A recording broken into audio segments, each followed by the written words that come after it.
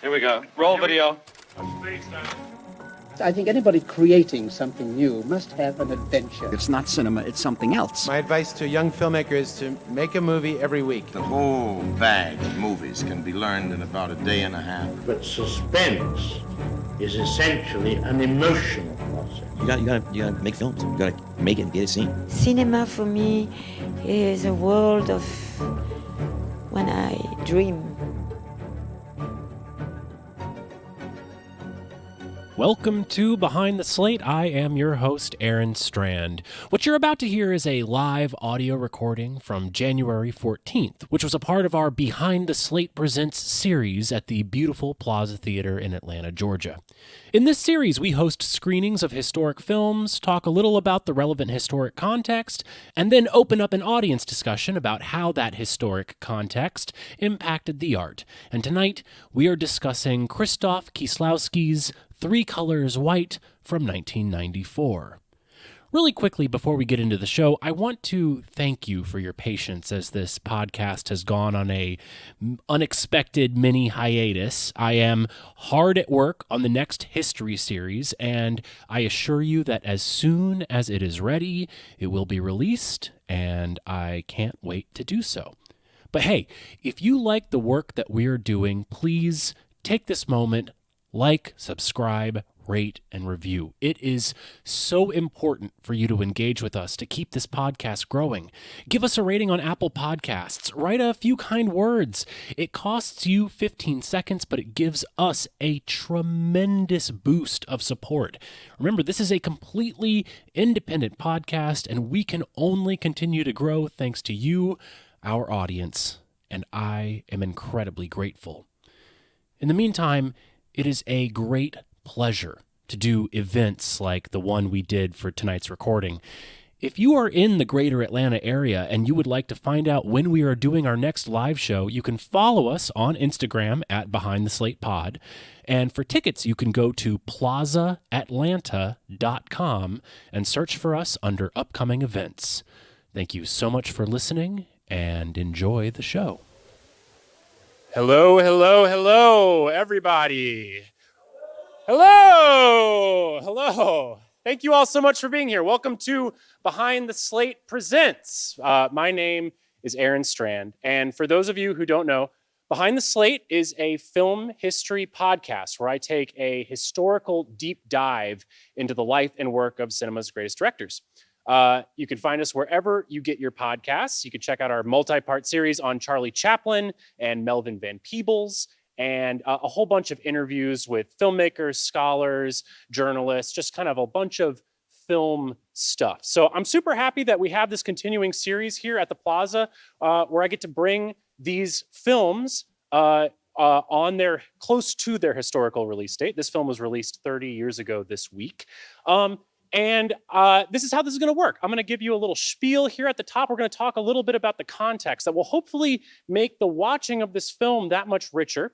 And then if you can, stick around after the show. I'm going to try to open up the discussion. We're going to pass the mic around and we're going to have a little conversation about the movie that we just watched. Of course, if you have to take off, please don't hesitate to leave the theater. You will not be shamed.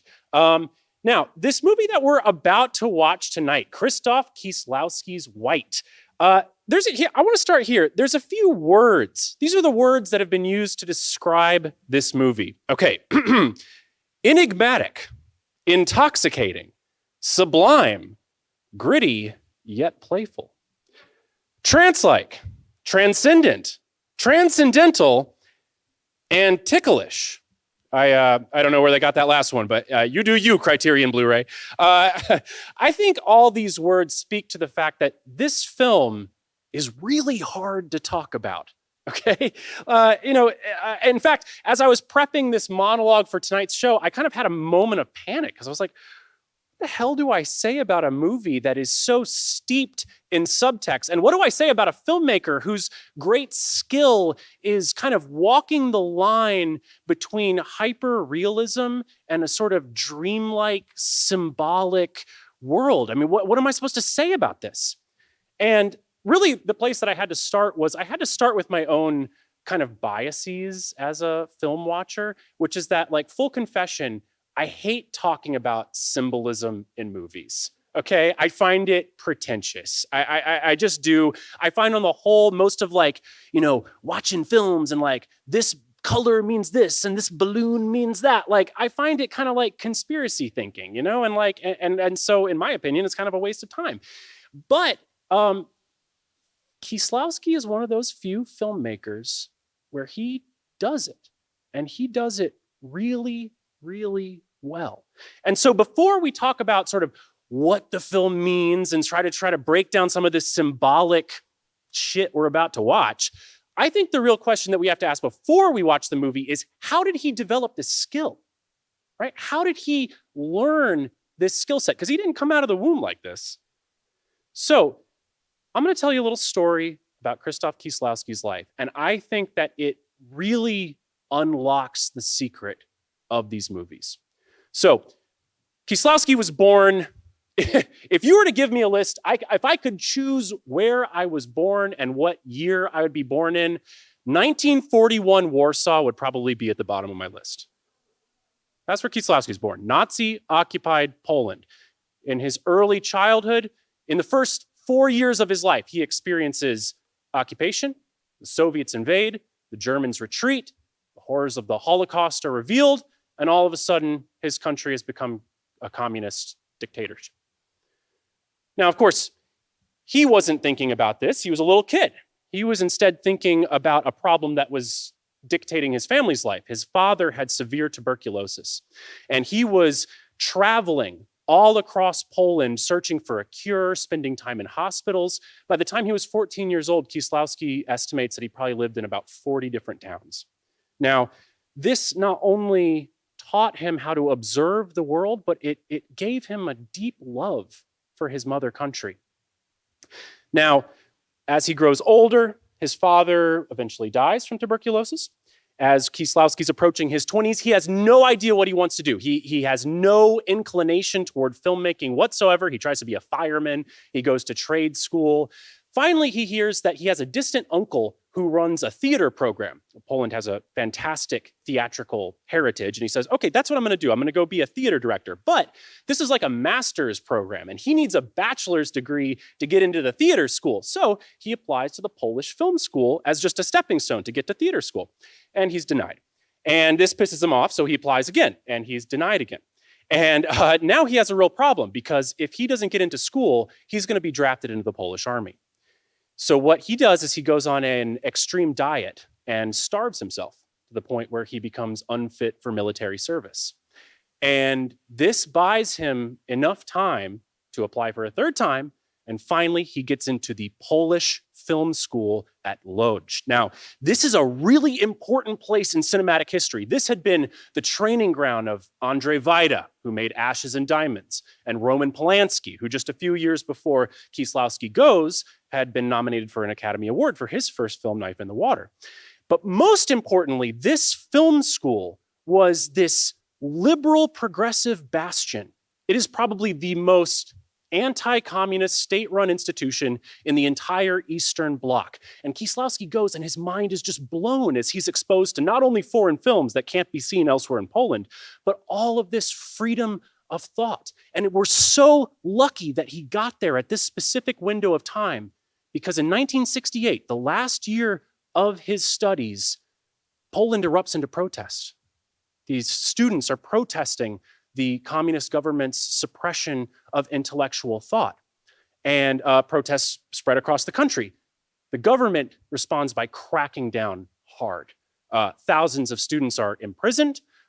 Intellectuals are expelled out of the country. It gets really ugly. They turn it, the government scapegoats the small Jewish population left in Poland after the Holocaust, and it becomes essentially an anti-Semitic purge. And in this process, about 2/3 of the film school's faculty is kicked out of the country. Now, Kieślowski took this event and he did something very interesting. He realized that he would never be able to make an overtly political film in Poland. So instead, he turns to making documentaries. He becomes an avowed documentarian. He even writes a manifesto swearing that he will never not make documentaries, which is kind of funny considering his later work. And his documentaries are really smart. He goes about shooting the traditional Polish life that he fell in love with as a kid, but he does it in a really smart way. He made a documentary called Hospital. And in this film, he just shows doctors going about their business. They're overworked, they're underprivileged, and they don't have enough supplies.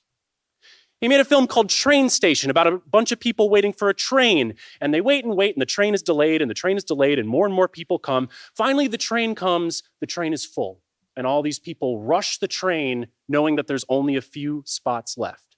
And what he's doing is he's showing acceptable images for the censors, but in doing so, he's showing all that is missing in Polish life. He's essentially painting with negative space.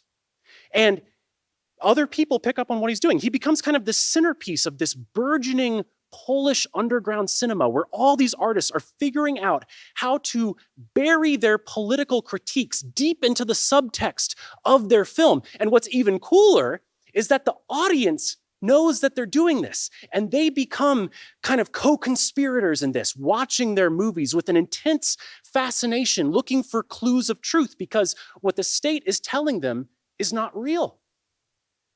Well, Kieślowski keeps doing this. Eventually, he switches from documentaries to narrative features. From 1976 to 1981, he makes 6 feature films.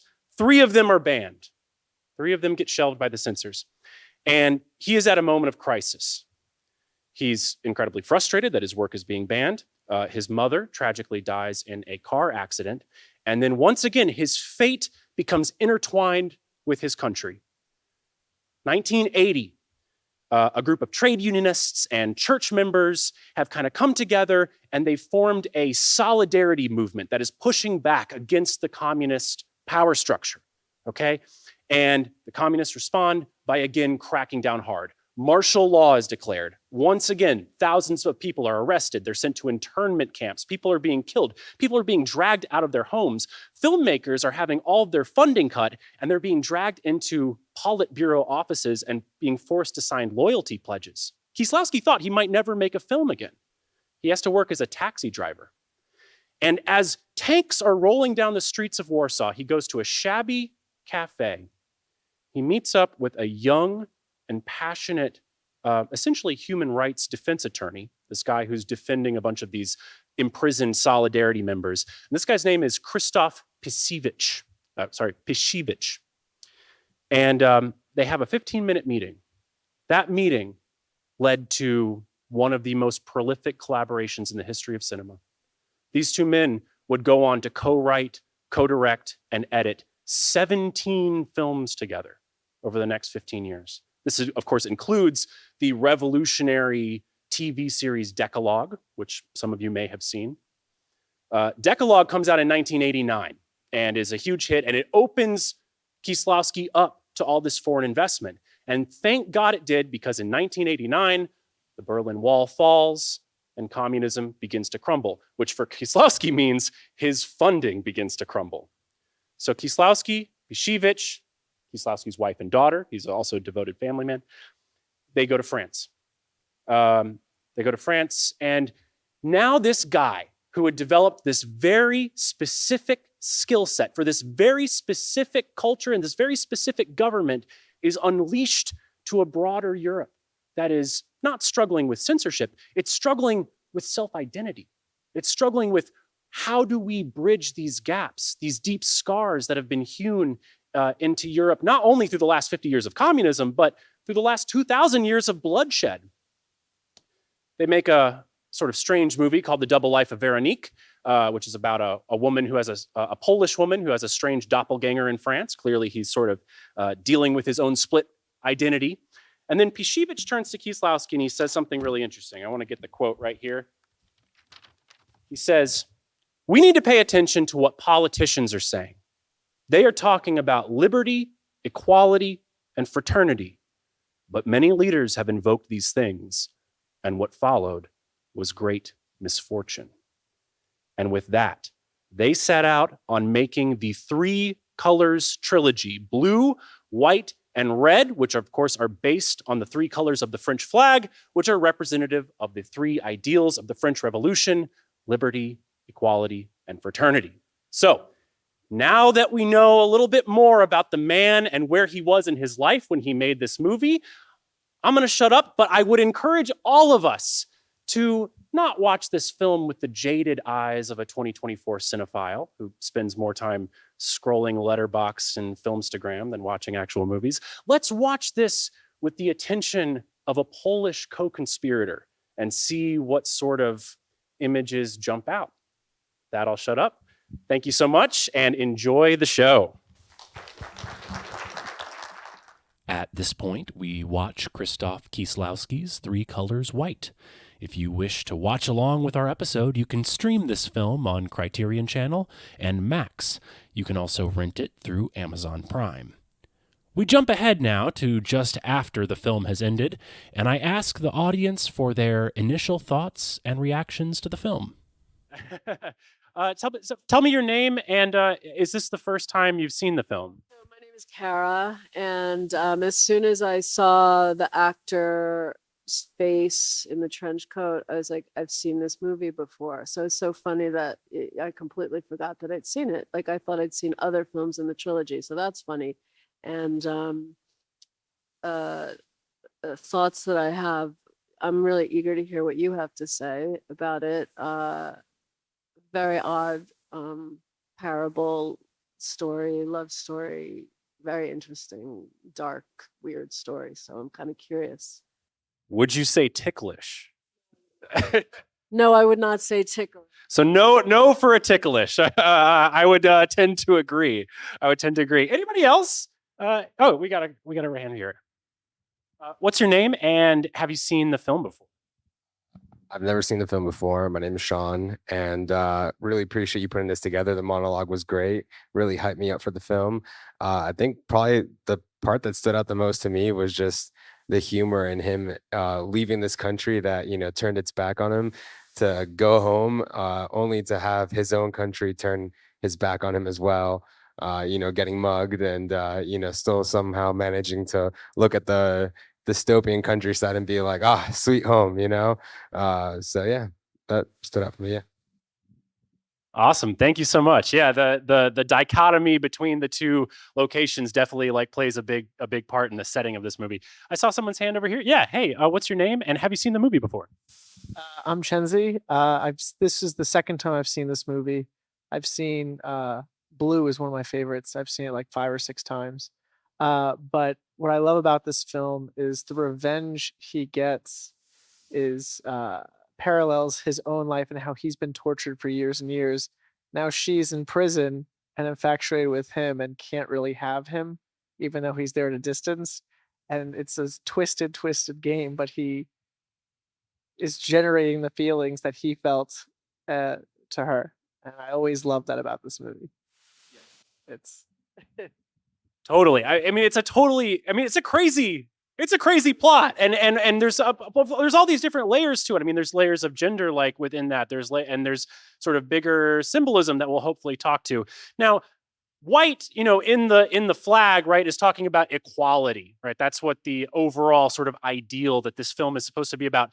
Did anybody have any sort of instances of equality or the lack thereof that jumped out to them?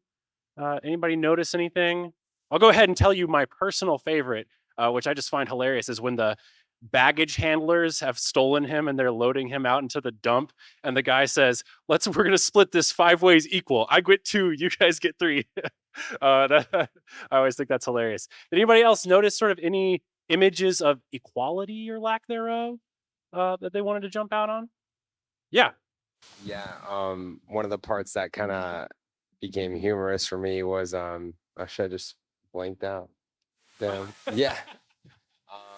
Hold on, it's coming back to me. Your mind went white. Yeah, towards the end. When he, kind of fakes it that he's falling asleep, to kind of hear this master plan of these people that are corrupt in the country. They're basically, robbing, trying to make money off the property purchases that the government's trying to make. And so he goes up to them, buys up the land, sells it back to them. And the guy that is basically now getting screwed over just kind of has this aha moment of you know what, it's fair. You screwed me over. I'm in the same game, here's your tenfold kind of gains on it. So yeah, just the acceptance that he had versus trying to fight him on it. Yeah, I love that. That whole dynamic is pretty interesting, especially also how like when he first like reveals his plan, they're like, God, what a low life. It's like they were literally doing the exact same thing. You know, I think that it speaks. Krzysztof Kieślowski, the co-writer here, he has a quote on this film. Quote, "Do we want to be equal? Everyone thinks there should be equality, but just a little more for them. But if someone has more than us, that's a problem. All consumerism and advertising is based on us not being equal. Let's stop pretending that we want equality. Equal opportunity, yes, but what does that mean?" I mean, clearly these two guys have a pretty sardonic view of equality, you know, and I think this goes from the fact that they're coming from a former communist country, you know, communism operating under the sort of auspices that everyone is equal, but instead it just forces everyone into the same sort of miserable equality. And now they're trying to reintegrate into Europe that has its own preconceived notions of equality based on this equal opportunity. But is that really equal? I don't know. I don't know. You know, a few things that just jump out to me. Of course, the divorce proceedings. Carol feels discriminated against because he can't speak French, and feels that that situation is not equal for him. I love the little moment between Carol and his brother arguing about how many haircuts he has to give in order to earn his keep. He's like, 10 heads, 5. Okay, 7. Okay. So then what about some of the elements of surreality or heightened reality? These sort of moments where the film leaves its realist groundings and drifts into the world of the fantastical. I mean, without necessarily saying what it means, did any of these moments jump out to anybody? Anybody want to mention anything? Or anything that they thought was particularly beautiful or touching? What's that? The wedding. Yes. What? I'm coming with the microphone. You can't stop me. You can't stop me. What was it about the wedding that you liked so much? It was just so surreal, just very beautiful. And the color theme was really direct. Did you notice how, we see the same basic shot 3 times, but 3 times it's a little bit different. What did you think about that? Well, at the end, it was definitely more, it was less fantastical than the first 2 iterations of that scene. I'm also curious to hear your thoughts on the pigeons. The pigeons, yes. Yes, the ever-present flapping of pigeon wings throughout the entire film. I just to answer that, I don't really have any like profound answer for the pigeon flapping, other than that, like every time I think he's thinking of Dominique, you know, the pigeons are flapping overhead. You know, when he sees the bust in the window, he hears the flapping. When he's buying the Russian import, there's a pigeon flapping in the wind. But then there's other times when pigeons arrive that, it doesn't seem to be him thinking of Dominique. A pigeon arrives between him and Mikolai down in the subway station. So, I mean, look, I don't have any like answers as to like what, everything in the movie is about, but it is really interesting how he consciously layers it in. Yeah, I see somebody back here talking about surrealist elements within the film. My name is Evan. It's sort of like this whole thing he's being driven by, like with this with his ex-wife, it's sort of like inherently almost like a fantasy. And like something that stuck with me was like when he's like playing with the coin or whatever, and you see him like look up and it just like cuts to her like in her apartment or something, and it's just like it just emphasizes or like reminds like this is what he's being driven by, which is just like kind of crazy. Yeah, great catch. It's actually crazy. That little insert shot, that's actually a flash forward of her coming back into the hotel at the end of the night. Of course, we don't know that at the time, so we have no idea where she is. The coin also plays another great point when he's like trying to throw the coin into the river and it just sticks to his hand. And I was like, what's up with that? That's crazy. Hey. I'm not sure if this would be called surreal or not, but I was just thinking of his relationship with the statue, the bust, yeah, and then how it breaks and how he glues it back together and how it rocks, and that affects him in some way, and then his kiss, and it reminded me, is it Greek or Roman? What is the story of the artist and the model that comes alive or something? It's on the tip of my tongue too, but I can't. Yeah, but that's what it reminded me of. Yes, the Greek myth where he like creates a woman and falls in love with the like marble bust. Yeah, I know what you're talking about, but of course it's escaping me. I but I think that actually ties into sort of like a big question that we have to ask when we're talking about this movie. What about Dominique? Right? I mean, we've got this major, the major female character, and she's like absolutely horrible. I mean, she just treats him abysmally. I mean, from a feminist perspective, I mean, this is like pretty rough. So, does anyone have any thoughts about her portrayal in the film? Does anyone anything bubbling in anybody's head? Yeah, back here. What makes sense to me is he's in the import-export business, and she becomes his ultimate French import. And just like the Russian body that he imports, he buries her, for his own purpose. She's turned into a commodity, basically. Interesting. So you have a pretty negative opinion of old Carol by the end of this film. It's funny. This is the second time I saw this film. The first time I only remember up to the real estate scam, and after that I blanked it out. Watching it this second time, I'm like, what WTF is going on with the end there? But that's kind of how it makes sense to me, that his obsession with her has basically converted her into this commodity, which he's going to import, control, and use to his own ends. Nice. I like that a lot. Very, very cool. Yeah, I think I personally think you got something. All right. I'm not sure that the movie really treats her, bad things happen to her, the character, but her actions all seem, he's a sad sack of shit, right? So her behavior towards him, he doesn't question the facts in the court case. It is revealed that he is of low moral character. So her behavior towards him seems, frankly, in keeping with the norm, with what a person could be. It's not like she has to behave virtuous as she divorces him, and then he continues to stay in her life, break into her salon, like do all of these things. It seems like he wasn't holding his end in the bargain in the beginning, and then what happens.